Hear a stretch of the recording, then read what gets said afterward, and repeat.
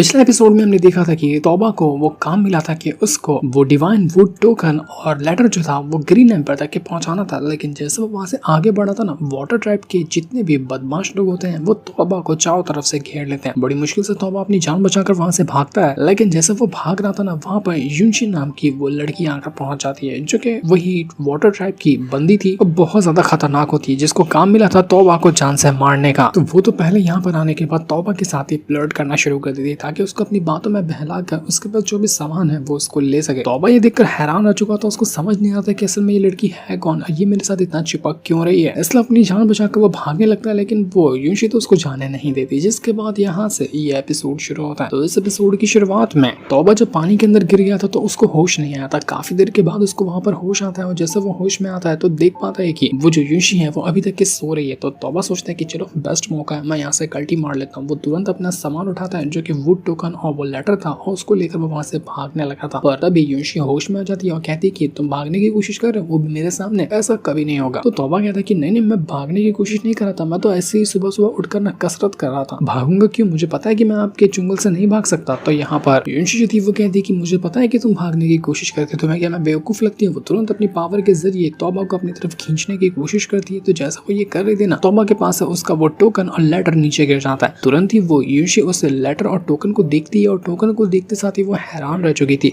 ये तो would token है, आखिर वुड टोकन तुम्हारे पास आया तो आया कैसे। तो तौबा कहता है कि तुम्हें पता है मैं ना डिवाइन एम्पायर का साथी हूँ, उन्होंने मुझे ये काम दिया है कि मैं इसको लेकर ग्रीन एम्पायर तक के पहुंचा दूं। तो देखो मैं बहुत ज्यादा रिस्पेक्टेड बंदा हूँ, इसलिए मुझे रिस्पेक्ट दो और मेरे सामने झुक जाओ। अब तो तुम्हें समझ में आ ही गया होगा कि मैं कितना ज्यादा कमाल का बंदा हूँ, तुम मेरे से मुकाबला नहीं कर सकती। तो युनशी कहती है कि अच्छा ऐसी बात है, तुम्हें लगता है कि मैं तुम्हारे इस बेवकूफ भरे बातों से मैं कन्विंस हो जाऊंगी और जैसा तुम कहोगे मैं वैसा मानने लगूंगी, ऐसा कभी नहीं होगा। मुझे नहीं लगता कि तुम यहाँ पर कुछ भी खास बंदे हो। और अगर चलो मान भी लिया कि डिवाइन एम्पायर ने ही तुम्हें चुना है ये काम देने के लिए, तो लगता है कि डिवाइन एम्पायर का ना थोड़ा सा दिमाग सठिया गया, उन्होंने किसी लूजर जैसे बंदे को ये काम करने के लिए दे दिया जिसके पास ना टैलेंट है ना दिमाग है। तो तुम तो गए, तुम यहाँ पर बचने वाले नहीं हो। तौबा समझ चुका था कि यार मैं तो गया, ये मुझे छोड़ने वाली नहीं है। मैं तो तुम्हें अपनी आइडेंटिटी बता दी ना कि मैं कौन हूँ, कहाँ से आता हूँ, क्या करने के लिए जा रहा हूँ, अब तो मुझे छोड़ दो तुम। लेकिन फिर भी युनशी तो उसको यहाँ पर छोड़ने के लिए बिल्कुल भी तैयार नहीं थी। युनशी को तौबा के पास से वो डिवाइन एम्पायर का लेटर भी मिल जाता है जिसके अंदर उन्होंने कुछ बातें लिखी थी ग्रीन एम्पायर के लिए। तो यहाँ पर वो युनशी को देखते साथ ही तौबा उससे कहता है कि देखो वो लेटर पढ़ना मत, ये दूसरे की प्राइवेट बातें हैं, तो तुम उसको पढ़ोगी तो तुम्हें पाप लगेगा। तुम्हें पता है ना दूसरे की बातें नहीं सुननी चाहिए, तो तुम आखिर इस बात को क्यों सुन रही हो। तो अब यहाँ पर वो लेटर मिलने के बाद उस युनशी को ना वो पिल भी मिल जाती है जो कि डिवाइन एम्पायर ने तौबा को दिया था जाने से पहले, जिसमें कुछ 15 के करीब डिवाइन पिल थी जो तौबा की कल्टीवेशन इंक्रीज करने के काम आती है। तो जैसे यहाँ पर युनशी को वो पिल्स मिलती है ना, तौबा दिमाग लगाता है कि ये पिल एक भी कोई बंदा खा लेता है ना तो उसको बहुत ज्यादा तकलीफ होती है, क्योंकि इसके अंदर पावर का फ्लो इंक्रीज होने लगा है। तो जब यहाँ पर युनशी को एक पिल खाने के बाद तकलीफ होगी तो मौका देकर मैं यहाँ से भाग जाऊंगा। तो इसलिए वो यहाँ पर युनशी को चढ़ाने बढ़ाने लगता है कि तुम्हें पता है ये पिल बहुत ज्यादा कमाल की है, कोई भी बंदा अगर एक पिल खा लेता है ना तो उसकी पावर बहुत ज्यादा इंक्रीज होती है। तो सोच क्या रही हो, इसमें से एक पिल निकालो और इसको खा लो, मैं दावे से कहता हूँ कि तुम्हारी पावर काफी ज्यादा इंक्रीज होगी और तुम्हें बहुत अच्छा महसूस होगा। तो ये सुनने के बाद वो जो युनशी थी वो उस पिल को खाने का ट्राई करने लग जाती है। ठीक है, जब तुम इतना कह रहे हो तो मैं कोशिश करती हूँ एक पिल खाने का। लेकिन वो यहाँ पर कह तो रही थी कि पिल खाएगी खुद, लेकिन वो तुरंत ही पूरा का पूरा बैग उठाती है और तौबा का मुंह खोलते हुए पूरी 15 पिल उसके मुंह में डाल देती है कि तुम कह रहे हो ना ये हाई लेवल की पिल है, तो हाई लेवल की पिल तो तुम्हें ही खानी चाहिए, तुम्हारी पिल थी। वो सारी की सारी पिल तौबा के अंदर डाल चुकी थी और तौबा ये देखकर पगला जाता है, क्योंकि डिवाइन एम्पायर ने उसको सख्त वार्निंग दी थी कि एक बार के अंदर एक ही पिल खाना, ज्यादा खाओगे तो तुम्हारी जान तक जा सकती है, क्योंकि फिर तुम्हारी बॉडी इस पावर को हैंडल नहीं कर पाएगी। तो जैसे यहाँ पर तौबा के अंदर इतनी सारी पिल गई थी, तौबा की हालत खराब होने लगती, वो बिल्कुल पगला सा गया था, उसको होश भी नहीं था कि उसके साथ क्या हो रहा है। वो एकदम तड़प रहा होता है और उसके अंदर से पावर तो ऐसी बाहर निकल रही थी कि मानो यहाँ पर उसके अंदर से वोल्केनो फट रहा हो। तो इस पावर को बर्दाश्त ही नहीं कर पा रहा था। वो लड़की भी देखकर हैरान हो जाती कि ये क्या कर दिया मैंने, कहीं इसके अंदर डिवाइन पिल तो नहीं थी ना, अगर एक बंदा एक बार के अंदर 15 डिवाइन पिल खा ले तो वो तो मर जाता है। नहीं यार, मुझे नहीं लगा था कि इसके अंदर डिवाइन पिल होगी, मैं तो इसको नॉर्मल पिल समझ रही थी, ये तो मुझसे गड़बड़ हो गई। तो अब अपना होश खोने लग गया था और होश खोने के बाद वो उसी युनशी के ऊपर अटैक करने लग जाता है। वो उसी के ऊपर अटैक करने के लिए पहुंच चुका था, लेकिन जब अटैक करता पत्थर उत्थर टूट कर युनशी के ऊपर जाने वाले होते ना, उसको बचाने की भी कोशिश करता। मतलब जब पावर उसके ऊपर हावी होता तो युनशी के ऊपर अटैक करता और थोड़ा सा होश आता तो पूरी जान लगाकर युनशी को बचाता। तो यही चीज देखकर यूनशी सोचने लग जाती है कि नहीं, मैं इसको ऐसा मरने नहीं दे सकती। जब इसने मेरी जान बचाने की कोशिश की है तो मुझे भी इसकी जान बचाने की कोशिश करनी होगी। तौबा यहाँ पर अंधाधुन अटैक कर रहा था अपने पावर के कंट्रोल खोने के बाद उसे यूनशी के ऊपर, और अटैक करते करते ना वो यहाँ पर उसको सीधा खाई के नीचे फेंक देता है। जैसे यूनशी नीचे गिरने वाली, तौबा जल्दी से वहां पर जाता है और यहाँ पर पहले यूनशी को पकड़कर ऊपर फेंकता है और वो खुद जाकर खाई के नीचे गिरने लग गया था। उसको अपनी जान की फिक्र नहीं थी, लेकिन उसको किसी भी तरह से यूनशी को बचाना था। उसने यूनशी को बचाया और वो सीधा खाई के नीचे गिरने वाला था। ये देखकर तो यूनशी और ज्यादा इंप्रेस हो जाती है उससे कि मैं इस तौबा को मरने नहीं दूंगी, कि मेरे खातिर अपनी जान कितनी बार खतरे में डाला है। तो वो तुरंत वापस से नीचे कूद जाती है और तौबा को पकड़ने की कोशिश करती है। उसने यहाँ पर तौबा को बचा लिया था और वो दोनों सीधा खाई के नीचे आकर गए थे, जहाँ पर वापस से वो यूनशी तौबा को ठीक करने की कोशिश करने लग जाती है। वो उससे कहती है कि तुम बेवकूफ हो गया, तुमने मेरे खातिर अपनी जान खतरे में क्यों डाली। तो तौबा कहता है कि मैं तो बस ये चाह रहा था कि आपको कुछ भी ना हो, अगर आपको कुछ हो जाता तो मैं अपने आप को माफ नहीं कर पाता। वहाँ पर और भी ज्यादा पत्थर वगैरह टूट टूट कर नीचे गिरने लग जाते हैं जो कि तौबा के ऊपर गिरने वाले थे, पर यूनशी अपनी जान लगाते हुए सारे पत्थर को हटाती और तौबा की जान बचाने की कोशिश कर रही थी। वो कहने लग जाती कि इसने डिवाइन पिल खाया ना, डिवाइन पिल के अंदर प्योर यांग एनर्जी होती है और अगर इसको ठीक करना है तो उसके लिए हर्ब्स लगते हैं, जो कि यहाँ से ज्यादा दूर नहीं है, थोड़े से दूर एक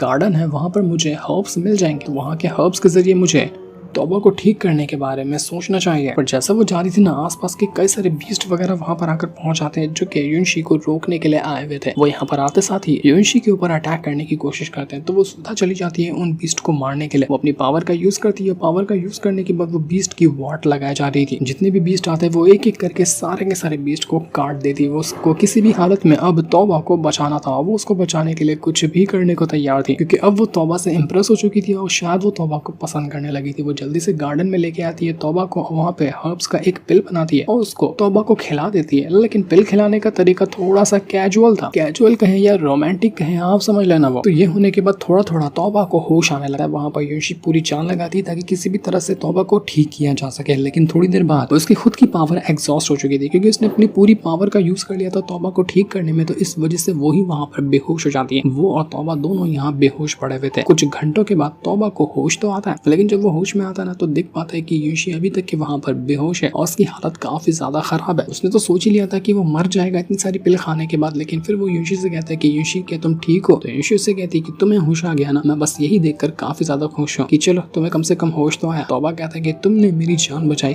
मेरी जान बचाने के लिए तुमने इतना ज्यादा खुद पर प्रेशर क्यों डाला? मुझे समझ नहीं आ रहा कि मैं तुम्हारा एहसान कैसे चुकाऊंगा। तो यहाँ पर यूनशी कहती है कि मेरा एहसान चुकाना है, कुछ ज्यादा करने की जरूरत नहीं है, जाओ और थोड़ा सा पानी ले आओ, मुझे बहुत प्यास लगी है। तो तौबा कहता है कि अच्छा पानी चाहिए, सिर्फ अभी जाता हूँ लेकर आता हूँ पानी। वो जल्दी से जाता है और आसपास पानी ढूंढने लग जाता है। पर जैसे वो जा रहा था ना, वो देख पाता है कि उसकी पावर इतनी ज्यादा इंक्रीज हो गई है कि उसका जो शरीर है ना वो उस पावर को हैंडल ही नहीं कर पा रहा। कई बार तौबा कोशिश करता है लेकिन वो ऊपर से नीचे गिरता, नीचे से ऊपर जाता रहता और पावर का फ्लो उसके अंदर से इतना ज्यादा था कि वो पागल हो रहा था। वहाँ पर यूनशी उससे कहती है कि तौबा, जो तुमने इतनी सारी पिल खाई है ना, ये तुम्हारी बॉडी के अंदर अभी भी मौजूद है। तो मैंने क्या किया कि तुम्हारे मेरिडियंस को ना ओपन कर दिया। इस वजह से ये सारी 15 पिल की पावर तुम्हारे मेरिडियन के अंदर जाकर मर्ज हो चुकी है। अब तुम्हारे मेरिडियन इतने स्ट्रॉन्ग हो गए ना कि जिसका हिसाब भी नहीं लगाया जा सकता है। लेकिन बात यह है कि तुम अभी भी इस पावर को कंट्रोल नहीं कर सकते, क्योंकि तुम्हें डायरेक्ट ये चीज मिली है। धीरे धीरे ओपन कर दे मेरिडियन को तो समझ में आता है और तुम अपनी पावर को कंट्रोल कर पाते हैं। तो अब पावर को कंट्रोल करने के लिए तुम्हें मेहनत करनी पड़ेगी। काफी ज्यादा मेहनत करोगे ना, तब जाकर तुम अपनी पावर को अच्छे से कंट्रोल कर पाओगे। इसलिए यहाँ से तुम्हारा नया सफर शुरू हुआ है अपने आप को स्ट्रॉन्ग बनाने का। तो ये सुनने के बाद तौबा जो था वो काफी ज्यादा खुश हो जाता है और यूनशी का शुक्रिया करने लगता है कि आपने मेरी इतनी ज्यादा हेल्प की, मैं समझ नहीं पा रहा कि आपका शुक्रिया कैसे करूं। तो यूनशी कहती है कहा ना मैंने, जाओ थोड़ा सा पानी ले आओ। तो ये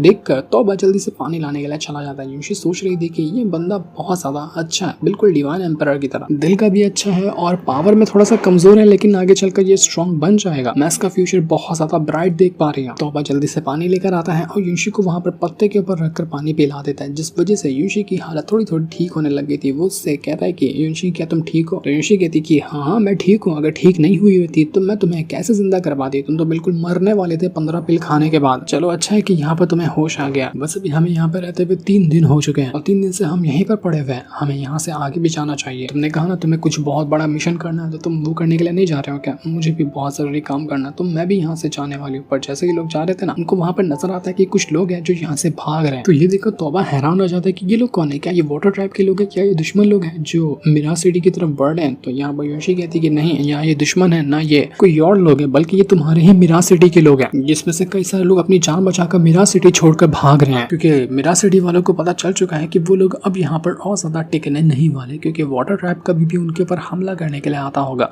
और जब वो हमला करने के लिए आएगा तो मिराज सिटी की हालत पूरी तरह से खराब हो जाएगी। इसलिए कुछ लोग हैं जो पहले से यहाँ से भागने की तैयारी में।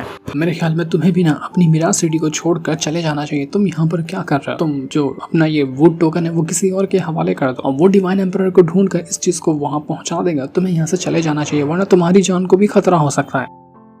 लेकिन तौबा कहता है कि नहीं, जो जिम्मेदारी मुझे मिली है ना, मैं इस जिम्मेदारी को खुद के दम पर पूरा करूंगा। मुझे फर्क नहीं पड़ता कि आगे का सफर कितना भी ज्यादा मुश्किल क्यों ना हो, लेकिन मैं ये काम करके रहने वाला हूँ। तो ये सुनने के बाद युनशी कहती कि ठीक है, जब तुमने अपना मन बना ही लिया तो तुम अपना काम करने के लिए जाओ और मैं अपना काम करने के लिए जा रही हूँ। वो वहां से जाने लग जाती है, पर तौबा कहता है कि अरे अरे आप कहाँ जा रही हो? अभी तो आपका काम कौन सा आपने बताया भी नहीं। युनशी का काम था तो तौबा को मारने का, लेकिन अब वो अपना इरादा बदल चुकी है। वो नहीं मारेगी अब तौबा को, क्योंकि अब वो उसे पसंद करने लग गई है। तो तौबा भी क्या करता है कि युनशी के पीछे जाना शुरू कर देता है, ताकि देख सके कि असल में युनशी जा कहाँ रही है, वो क्या करती है। तो अब ना हम यहाँ पर मिराज सिटी का सीन देख पाते हैं, जहाँ पर एक होटल के अंदर कई सारे मिराज सिटी के बंदे मौजूद थे, और यहाँ पर आने के बाद ये लोग आपस में बातें कर रहे थे कि देखो वाटर ट्राइब के लोग हम मानते हैं कि कभी भी यहाँ पर आते होंगे, लेकिन हमें उनसे फर्क नहीं पड़ता। हमने यहाँ पर पूरी तैयारी की है, अब भले से ग्रीन एम्पायर हमारी हेल्प करने के लिए आए या ना है, हमें उससे फर्क नहीं पड़ता। लेकिन जब भी वाटर ट्राइब के लोग यहाँ पर आएंगे ना, हम उनको छोड़ेंगे नहीं, क्योंकि हम भी डरपोक नहीं है, हम भी हिम्मत से उनके अटैक का जवाब देने वाले हैं। देखते हैं कि वो लोग हमारा क्या उखाड़ सकते हैं। पर जैसे ये लोग बातें ही कर रहे थे ना कि वहां पर वो वाटर ट्रैप का कुछ बंदे आकर पहुंच जाते हैं, जिनमें एक ओल्ड मास्टर भी था, और उसने सीधा अटैक देकर मार दिया था एक बंदे के ऊपर, जिस वजह से मिराज सिटी का वो बंदा वहीं पर मर जाता है। वो ओल्ड मास्टर जो था वो कहने लग जाता है कि क्या कह रहे थे तुम लोग, तुम हमारे वाटर ट्रैप के लोगों को मारोगे? देखो वाटर ट्रैप का ही मास्टर हूँ मैं, और यहाँ पर आकर पहुंच चुका हूँ। जरा मुझे दिखाओ कि तुम्हारे अंदर कितना जिगरा है और तुम किस तरह से हमारी वाट लगाने वाले हो। क्या वह डर गए क्या? तो ये देखते साथ ही बाकी लोग उस मास्टर के ऊपर अटैक करने की कोशिश करते हैं, लेकिन वो मास्टर सच में बहुत स्ट्रॉन्ग था। वो एक एक करके जितने भी रेस्टोरेंट के अंदर बंदे थे ना, सभी को मारना शुरू कर देता है। ये देखकर बाकी लोग डर जाते हैं। वो अपने साथियों को भी लाया हुआ था, कहता है कि जाओ और एक एक को काट डालो। तो अब देखते ही देखते यहाँ पर ये जो रेस्टोरेंट था, रेस्टोरेंट नहीं बल्कि मौत का मैदान बन चुका था, जहाँ पर सारे लोग बस एक दूसरे की जान लेने के लिए तैयार थे। यहाँ पर सभी एक दूसरे के ऊपर अटैक कर रहे होते हैं और सभी की लाशें यहाँ पर बिछते जा रही थी। पर तब वहाँ पर तौबा और युनशी दोनों आकर पहुंच जाते हैं। जैसे यहाँ पर युनशी को वो वाटर ट्राइब के लोग देखते हैं ना, जल्दी से वो उसको रिस्पेक्ट पेश करने लग जाते हैं, क्योंकि युनशी उनकी ही वाटर ट्राइब की एक सेंट है, तो उसको रिस्पेक्ट पेश करना इनके लिए बनता ही है। अगर रिस्पेक्ट पेश नहीं करेंगे तो युनशी तो उनकी वाट लगा देगी। ये देखने के बाद सभी लोग समझ जाते हैं कि अरे ये लड़की तो इसी वाटर ट्राइब की है। और तौबा अभी तक के समझ पाया था या नहीं समझ पाया था वो तो नहीं पता चलता कि जो लड़की उसके सामने खड़ी है वो वाटर ट्राइब से ही आती है। जैसे वो बंदा कह रहा था कि ये लड़की वाटर ट्राइब की लगती है, तो वो जो युनशी थी वो तुरंत ही जाती है और उस बंदे को पकड़ लेती है। उसे कहने लग जाती है कि आखिर तेरी हिम्मत कैसे हुई जो तूने यहाँ पर मेरी आइडेंटिटी को रिवील करने के बारे में सोचा? मैं ना तुझे जान से मार डालूंगी, तुझे छोड़ूंगी नहीं मैं। वो तुरंत यहाँ पर अपनी पावर को यूज करती है, और पावर का यूज करने के बाद वो उस